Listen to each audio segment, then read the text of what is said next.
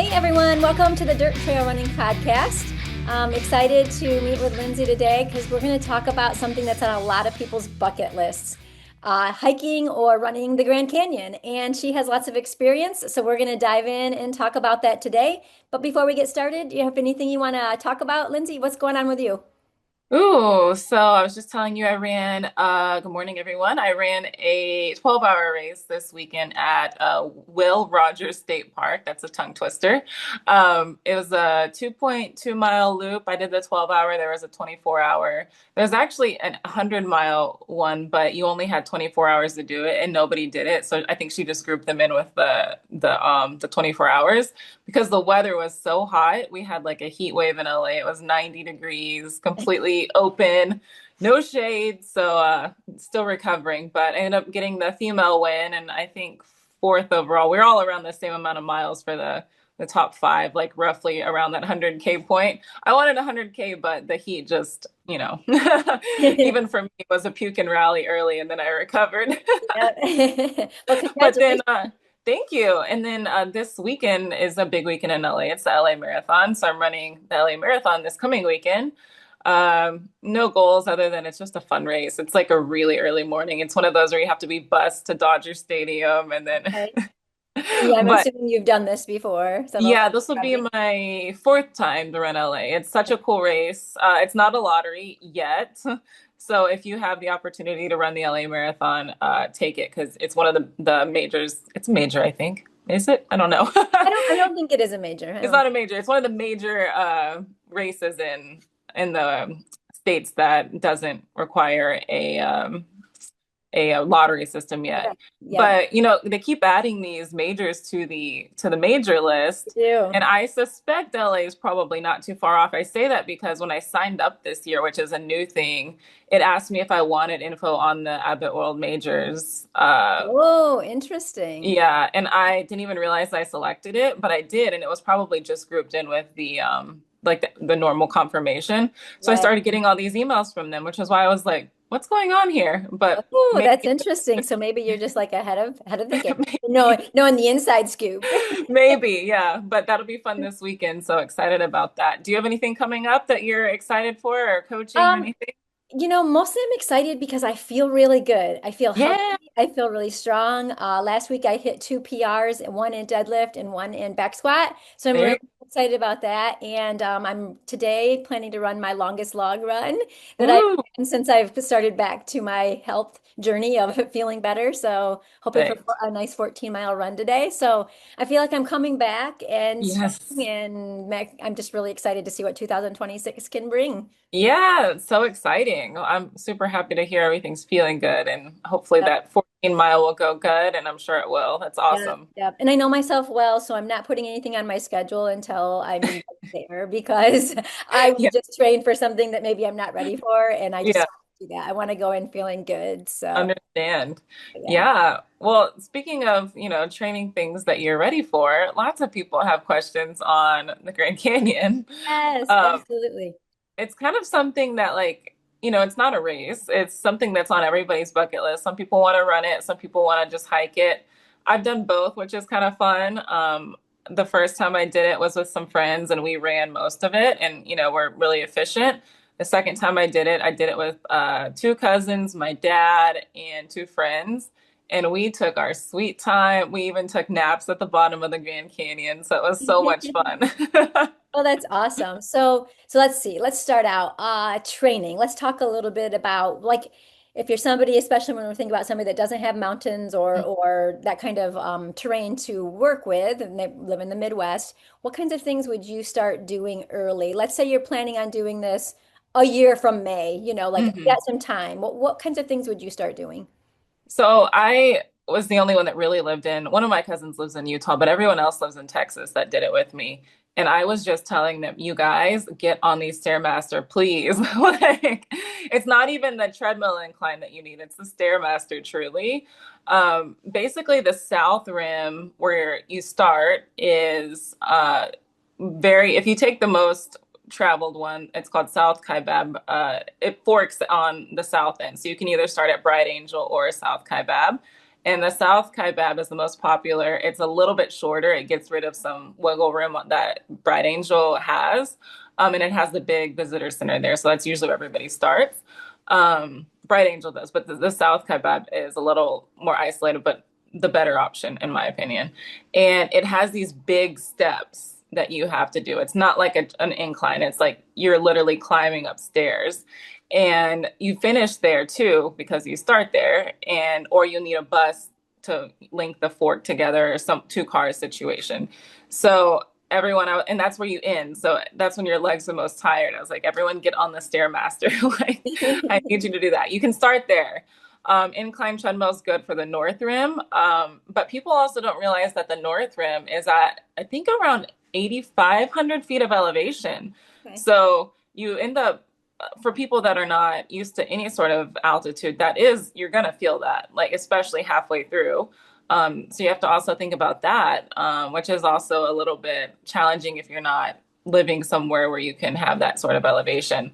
So first things first, I say get on the Stairmaster. I think that mimics it perfectly to build those quads, build everything like that that you'll need to power yourself through those big climbs. Okay. All right. Those are really good tips. And so Hmm. you mentioned a couple different places to start. Is there some sort of Hmm. a permit that you need to apply for? And how soon out do you need to apply for something like that? No, you do not. Okay. We were going to do it again last year, but currently right now, I need to check the status. It changes day by day, but the North Rim was closed due to the fires that happened last year. So we couldn't do it. Basically, like the North Rim, it's not a big like visitor center or anything, but they do have a visitor center, and it got burned down, and the trail coming down the Grand Canyon was completely closed. I think it still might be closed a little bit down, like where the last checkpoint is, but they're making progress every day. I assume it'll be open soon, but I don't think they've given an exact date yet. But no, you don't have to have a permit. Like I said, most people do choose to start at South Kaibab versus Bright Angel. They're both on the South Rim, but I've started at both, so I can kind of tell you a little bit about both. Okay. But again, Bright Angel's a little more windy, waste some time. I say just go South Kebab. And I think most people, after doing both, would tell you that too. Okay. All right. That's good to know. So, I just kind of want to step back into the training a little bit. Hmm. So you said you've done both, once that you hiked and kind of took your time, and then Hmm. did the running piece. Hmm. I would be curious, like, how long did it take on each, or like about how much should somebody Yeah. expect, like an average person going out and doing it? What should they expect for those?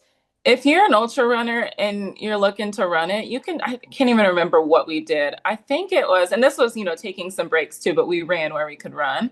I Yeah. think we did, I don't want to tell you wrong, but somewhere around 15-ish hours. That sounds about right. And again, we took a lunch break on the North Rim. Mhm. We'll get into food, but yeah, so we ran everywhere, but we also stopped and, chit-chatted and, didn't really like rush it. If you want to hear something crazy, I believe Walmsley has the course record, the FKT on it, or I'm not sure if he still does, but it's something insane. Like out and back is like 5 hours or something. Wow, that's crazy. Yeah, this is like 48 to 50 miles. Yeah, it's insane Right. with 10,000 feet of climb. Yeah. But then when I went with my family and friends, we had a rough idea that maybe we could do like sub 24. Mhm. But we ended up taking 30 hours, and I'm glad that, or 32 hours, but I'm really glad we did. We caught the most epic sunrise coming out of the canyon before the finish, and that's when the donkeys go down to bring supplies down. And we got like the coolest videos of the donkeys coming down in sunrise. But yeah, it took us 32 hours. That was the biggest thing that everyone in that group had probably ever done. So besides myself, so it was really cool. Um, yeah, it was, I'll go into detail about our journey, but that was so much fun. And just to be able to be safe out there, which is key. Like it gets really hot. You don't have supply refills, so you have to be really prepared. Okay. So, I just want to dive into training a little bit Hmm. more about how much of it would you say is runnable? So how much, are running focused on this particular event? The majority of it is actually runnable because you start with about a 6 to 7 mile downhill, and you can run that. It's not the fastest run, but your quads also have to be prepped for that. So you've got to be able to prep for downhill running. And you're really good at telling people how to do that because you're used to, training people like that, box step downs and things like that you can get the quads fatigued. And I remember both a couple people in my group last time, and even myself feeling the your feet take a beating immediately because you're running downhill for 6 to 7 miles on rock. So you have to be prepped for that, get your feet a little tough. But the whole middle section is runnable. There is some incline variation, but it's runnable. All of that's smooth, it's runnable. And then, so that's about 6 to 7 miles, and you go all the way across, and then you have another like 5 to 6 mile climb out. I don't think that's runnable. I hiked it. You can probably do the hike run, but that's when it starts to get really hot because most people start before sunrise and you get to the north rim basically when it's the heat of the day if you're running it. So yeah, that's that. But then so all the middle is runnable and then all the downhill is runnable. So I'd say about roughly 80% of it you can probably run if you're trained for it. Okay, that's good to know. Yeah, so Hmm. let's talk a little bit about strength training. Let's Hmm. say, I kind of made the scenario. Next May, I'm going to be doing this. Hmm. Really great time to build your strength just for Yeah. durability overall. So getting in those heavy main lifts like deadlifts and back squats, really working towards progressive overload. And then Yeah. as you're building to this, putting in things like box drop descents or Hmm. squats where your knees are over toes, where you can lift Hmm. on a dumbbell so that you can get strong for the quads for being ready for that descent, so Yeah. good. And then also strong for the climbs with things like single leg step ups and different kind of single leg work. I would guess that some agility work would be pretty good in there too, because you're not going to be on stable ground the whole time. So Hmm. getting comfortable with moving in different planes of motion and taking different kinds of awkward steps, I think would probably be helpful too, as far as being prepared strength wise and Yeah. agility. And I would even add in back strength because those climbs are really taxing on the back, especially when you're carrying a heavy pack with all your food and stuff. Yep. So any sort of back work that you can do, and which of course goes hand in hand with core work. So having a good, strong body is very helpful out there, even if you plan on just hiking it. Probably even more so if you just plan on hiking it because those muscles are going to be fatigued the longer that you're out there. Right. And I mean, I also suggest I have had some people do the Grand Canyon that I've coached and, training with the pack that you're going to carry, so Hmm. figuring out what that load is. It's just going to make the most sense as far as strength too, because it's going to be functional. It's actually what you're doing, the amount and the way it's going to feel. So, spending Yeah. some time on trails there. What about poles or no poles? I'm so thankful. I haven't used poles, but I told everyone, bring your poles. And everyone was like, oh, I don't know. I'm like, guys, bring your poles, please. So I think only one person didn't have poles, and her sister came, my two cousins. And so they ended up sharing a pole set. So they both had one pole. But you really, if climbing is not something you do every day, highly, highly recommend. My dad was so thankful he had his poles. Like they're a lifesaver out there because you don't realize that 5, 6 mile climb out of each side is going to take you hours. Bring the poles. Right, yeah. And I think if you're going to take poles, you need to train with poles, right? So, using them on some of your longer hikes or longer runs so that you feel comfortable with them, so they become part of you and you're not Yeah. making extra work by using them. I think if you go back and look on Coach Reese's social media, you'll find a reel that he did talking about poles and giving some tips. So Cool. something that could be a good option too. So let's talk about preparing for the temperature. Like, what's the Ooh, temperature out like throughout the time? I'm sure there's a yeah. swing. And how did you prepare for that, or what do you recommend? So the sweet spot to go, I've gone end of September and beginning of October. I find that that's probably the best, or you wait until snow falls thawed in the spring. But any window outside of that is very hot and super dangerous. If you're starting at the top of the rim, which is sits at 7,000 feet on the south side, and you're warm, down in that basin easily gets over 110 degrees. Like you've really got to be prepared. So in that window, you're pretty okay, but it's still very hot in the basin. You still are getting overheated in the whole thing. But you've got to be really, really prepared on being hot. So training outside if you can, sauna, of course. Even if you're on the Stairmaster or on a treadmill incline, probably layer up, get your body used to sweating, getting used to that hot feeling. But yeah, I think that people really underestimate that. And then at night, because you're in the desert, you're gonna have that swing. So you're gonna hit the temperatures. I believe it probably got around the first time I did it, it was very cold, probably in the 40s. But the second time, I guess it was a hotter time, and it really wasn't too bad down in the basin, but I still had a dry layer to put on, especially because we were taking naps down there. So Right. everyone definitely bring an emergency blanket because we use those just for comfort when we took naps on the picnic tables. But you just never know what's going to happen. So definitely bring a layer or two, bring gloves.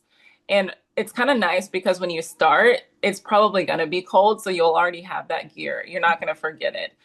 Each time I've started, it's been like 30 to 40 degrees. So you already have that warm gear. You'll have your hat, you'll have your gloves, and hopefully a dry layer. But yeah, definitely that swing is desert swing. You've got to remember that, it can be 90 in the day and then 40 at night easily. Right. And then what about hat? Would you suggest like a sun type of hat, like, that hangs down Yeah, or my what? dad definitely wore a sun hat. I would definitely recommend that if you like wearing hats, if you are somebody that's, a little more wanting to stay in the shade like that, definitely wear a sun hat.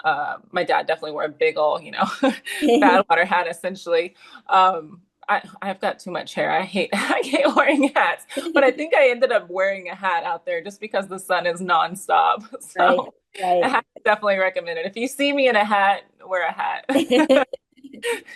Okay, so let's talk about hydration and Mhm. fueling. How do you carry everything? What do you decide on how much to do? Yeah. So fuel, water is going to be obviously your number one importance and safety necessity out there. There's a Facebook page called Rim to Rim or just Rim to Rim, or the Grand Canyon National Park website. Please check these before you go, even right up to the day, because the infrastructure of the water supply down there is so unstable. It's always being shut off. It's always being repaired. So they'll tell you where the water is actually available.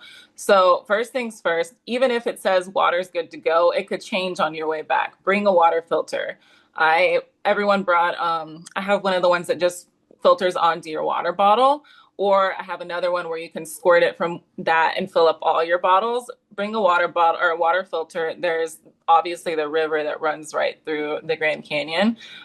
There's access points that are easier than others, but you'll at least have water that you can drink no matter what. So you're safe as long as you bring a water filter. Don't rely on the water down there. But there are about every 6-ish miles, there's a water filter station. But again, don't rely on those. They could very easily not exist. Okay. And what about food?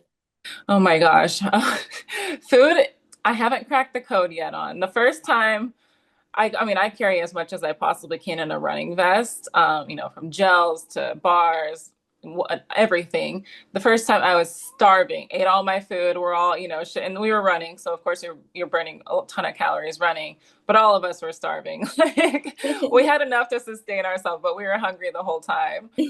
So I brought that into the second round. I'm like, everybody bring more food than you think you'll need. But because it took us even longer, we still ran out of food. So thankfully, when we got up to the North Rim, we were rationing food and we're like, we're going to be out here another 10 to 11 hours. Like, we've got to figure out how to make enough food.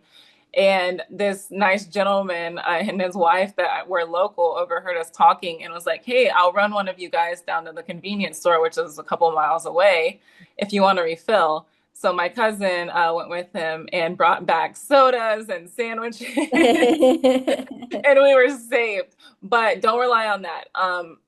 Each time, the second time, I even brought a Subway sandwich, and it was like smashed so flat in my pack, but it was a lifesaver too. But I saw people down there with pizza, which was a brilliant idea because pizza shouldn't spoil if you eat it pretty quick, or you can do like a cheeseless pizza, which would be great.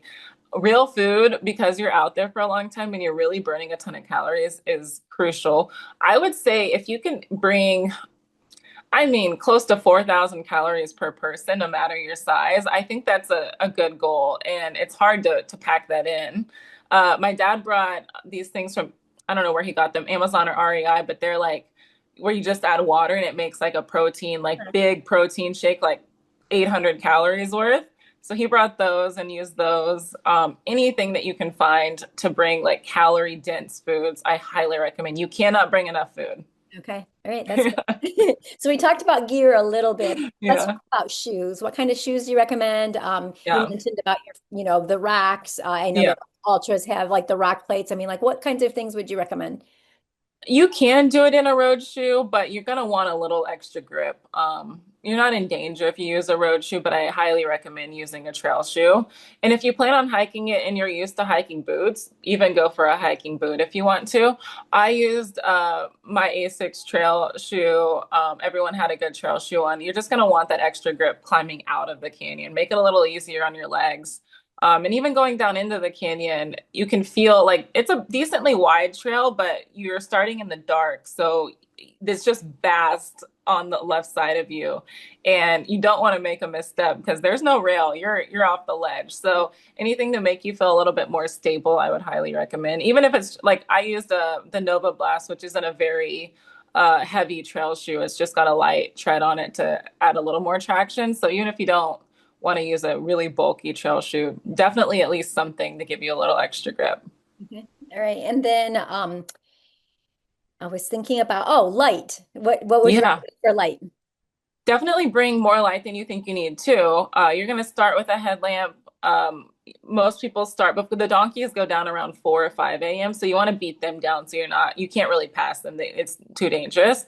So you want to start around 2 to 3 a.m., which leaves roughly 4 hours in the dark. So you'll want to bring a good light system then. And then if it takes you a lot longer than you're planning, like us, I have the clip-on lights, that I use, and I brought like 6 of them, and I was handing them out to other people because their lights were dying. So if you're planning on taking a longer time, you're going to be all overnight, without a headlamp, or that you'll need one. So the majority of your time you're going to be needing a light. So bring extra light sources or you're just going to not be able to continue on. And it's really, it can be really dangerous if you don't have enough light, which means you have to stop. You can't continue. It's pitch black out there. So you're going to have to stay put, which means you're now wasting time for fuel. You're wasting time that you'll need more water. So it's every little thing has a chain reaction down there. It's like a game of survival, truly. Like everything matters down there. So bring all the light you need because it'll trigger, wasting time, wasting food, all of that. Right. And what about as far as emergency? I mean, does a cell phone work out there? You recommend like, some kind of a tracker or especially if you're going. Yeah. Yeah, I mean, bring a buddy. Do not do this alone. I would not recommend doing it alone. There are people down there, but again, it's very vast. Sometimes you won't see people for a long time. Especially if you get into some trouble, you'll need somebody to get help. Definitely go with a buddy. I would recommend a GPS tracker where you can call via satellite to help if you need rescuing, but you have to be completely aware that this is a dangerous thing to do. And if you are needing to be rescued, it's not going to be fast and it's going to be, via helicopter. Like it's not a danger. It's a very dangerous place to have an accident.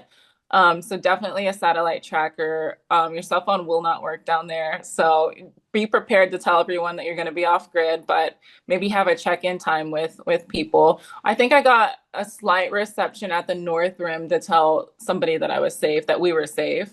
But don't rely on that either, especially with the fires. You never know what can be compromised from that.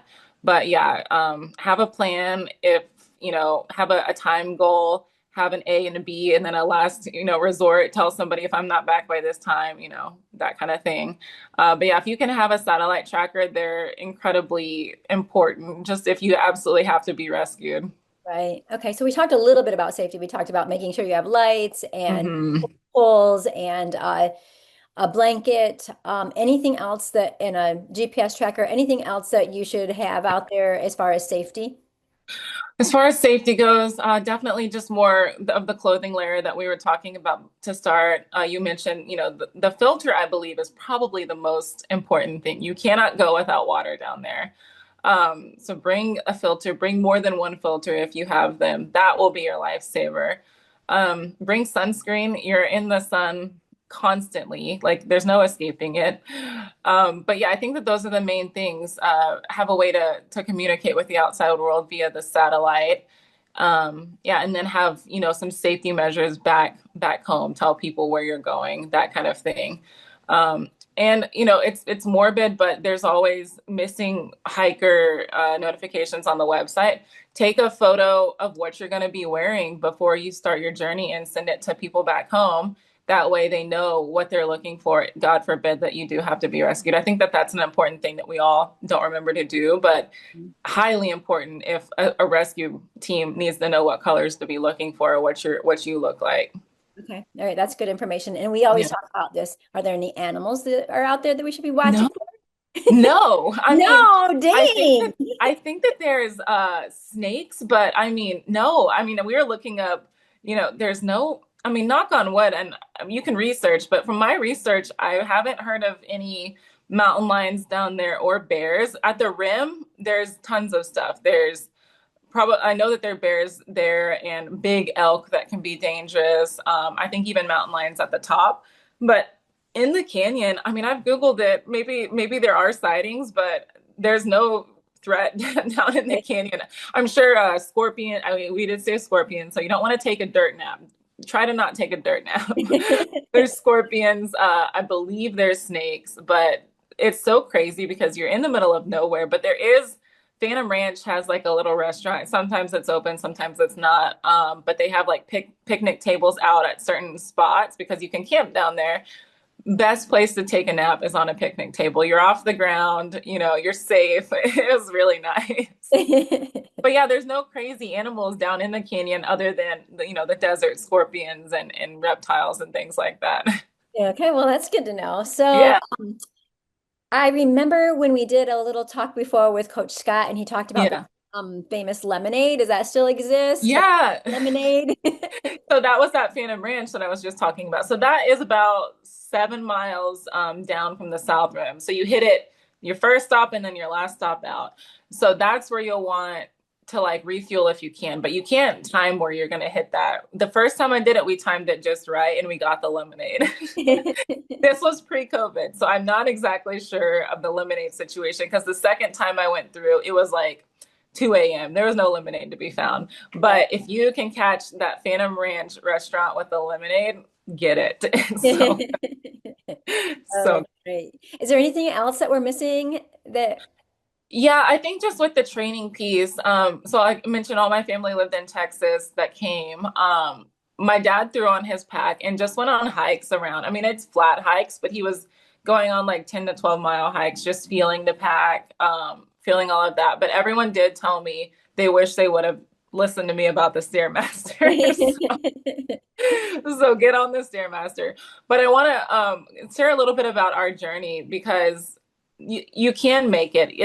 It's daunting, but especially if you haven't done any of that before. So we get to the North Rim, and I had about 3 people wanting to stop. And we weren't going to split up our group. It's dangerous. The North Right. Rim's way far away. There's a bus that comes like a couple times a day on the North Rim, but they'd already missed that boat.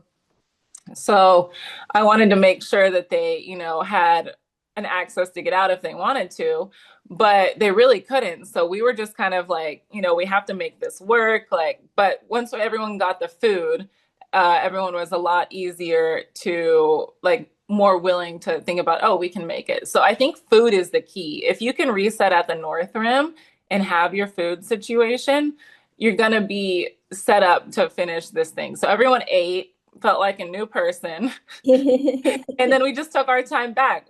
Give yourself an extra cushion on the backside of things. Give yourself an extra day or two in case it takes you longer. But just be smart. Like once you refuel at the North Rim, once you're feeling better, then assess if everyone can make it back and just make sure you have enough supplies to keep going. If you make it to the North Rim and you do not have the supplies that you need, don't go back across. Count it as a win that you made it rim to rim, which is huge. Right. It's like roughly a marathon distance, a ton of climb. Take that as your win. And there is a bus. There's a visitor center. There was a visitor center there, but there will be like a park ranger up there. Let somebody know and figure out a way out. You might have to wait a while, but it's much better than getting a rescue in the middle of the canyon. Right. So we know, let's face it, you're kind of an expert in this kind of stuff. But the people that you went with, it sounds like maybe might not be as athletic and into doing Yeah. these crazy things, and they were still able to do it. So you don't Oh, have to be like, really experienced. You just need yeah. some fitness that you've trained. Yeah. Is that fair? Yeah, my dad was 62 at the time, just last year, and my cousins too, like are a little bit younger, but everyone did not really realize, what you're getting into. It's hard to tell them until they're out there. But yeah, it's if you can go on a long hike and you can be, if you can hold your wits about you for for 32 hours, you can do it. But I think that the saving piece was the food at the North Rim was game changer. And then once it cooled off and you're down in the bottom of the canyon, everyone comes alive. But I made everybody, I'm like, look, we're not setting any records here. We're every picnic table we come to, mandatory. Lay on it for 15 minutes, reset, and then we'll keep going. Right, Like, right. give your back a break from carrying the pack. Get off your feet for a second. Just let's regroup. And everyone loved that idea. Like it was so nice. If you can take a nap under the stars in the Grand Canyon, take that opportunity. It's so cool. That's awesome. So this is kind of a big question, but if you're training and you're wanting to just hike it, let's say we're just Yeah. hiking it, not a runner, how many hours a week would you suggest, to build Mhm. up to, or even for that longest effort? I know it's not all about the longest effort, but Yeah. like kind of give perspective of what you think of, Yeah. somebody who's not maybe a runner, who's just going to Yeah. hike. So I'm basically giving you my experience with my dad. I think that those key pieces were multiple 10 to 12 mile hikes, walks during the week. If he had an off day, that's what he was doing. And just spending a ton of time on his feet, not really caring about, the distance so much, but Yep. just roughly around 10 to 12 miles, like 3 to 4 times a week. And then on the weekend one, doing a long, like 20-mile one where you threw in some hike and run as well. I don't think running is your strength here. Like you don't need to be a runner like we were saying to do this, but having a good cardio is. So if you don't have, the access to the uphill incline, I would recommend more cardio running flat because one of those is going to really get your cardio. Walking flat really isn't going to get your lungs to where they need to be, especially at altitude. But I don't think you can go too long if you have the time, like if we're talking a 30, 32-hour adventure, if you've got all day to do it, more power to you. A lot of people don't have that kind of time. So what I was telling my dad, because he works shift work still and doesn't have a ton of time to devote to training. So I said, let's just focus on multiple Mhm. 2-hour efforts. And that's what he did. And then got a long one in when he could. So there's a ton of different approaches to it, but if you have the time, throw on a pack and go on an adventure. Go run your errands on foot. Go if you live in a place that you can. Do something that is just, time on feet is key. Right. Okay. All right. That's a great tip. Anything else you want to throw in before we? Uh, so much fun. Even if you don't, most people don't take the Bright Angel Trail, like I was saying, but that's where the big visitor center is. Go there. It's the best place to take pictures. There's little cabins there, but they don't have air conditioning, so I don't recommend staying in those. Oh, lodging. We stayed in the city right close to the canyon. It's probably, I don't know, 20-30 minutes to the actual start. And then you can park your car along the road. So there are little inlets to park your car for free. You can't park anywhere up there without taking a bus situation. So park off of the canyon, and then stay in the closest town. There's tons of hotels. If you want to stay in the actual Grand Canyon, you've got to stay on the Bright Angel side or those little they're not even cabins, they're like little huts are, but they're not air conditioned. They're pricey. A lot of people wanted to do it, but I'm like, I don't want to waste my time with Bright Angel. It's too much winding just to wait, to add on a few miles. But it's beautiful there. Go see the visitor center there. Okay. All right. That's such great tips. So many great Yeah. nuggets in here. So thanks for sharing all of this. Yeah, I highly recommend everyone to do it if you can. It's such an adventure. I mean, and to get to do it with family or people that you're close to is so much fun and it really creates this bonding, experience. Like who gets to do that and like spend hours with people like and Right. It's so vast. Like I have photos of my dad and I, like the group would always stay together, but some people are a little faster going down or up or whatever. So we would just wait at every checkpoint. And me and my dad came down kind of quick on one and we just took a nap on an open bridge. And this is odd. It rained slightly on us. So be prepared for that if you want an emergency blanket or a poncho. But we're just like laying on an open bridge over the river, just waiting for people. Oh, little that's little awesome. drizzle. It's so nice. Yeah, take your time. Don't put a stress on the time limit. It's you want to enjoy that. It's really Right. fun. Even when we were running, we still enjoyed the views. We didn't pressure anyone in the group. We're like, let's just run this, but taking the time to really take photos, all of it is so beautiful out there. Right. Oh, that's awesome. So I'm guessing people can go to your social media and see some of your pictures of the Grand Canyon trips. Yeah, absolutely. There's tons of them. If you want more pictures, just message me. I'll send a ton of scenery pictures. I mean, you can't put your phone away. Maybe bring a backup battery just for photos because, like, I know my phone was dead. Oh, big thing. Your GPS watch will go crazy. I don't know what's the deal, especially toward the North Rim.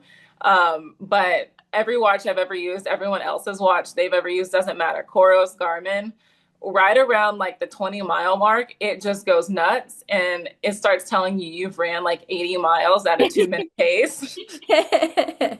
So if you're looking for completely accurate data, you're probably not going to get it from your adventure.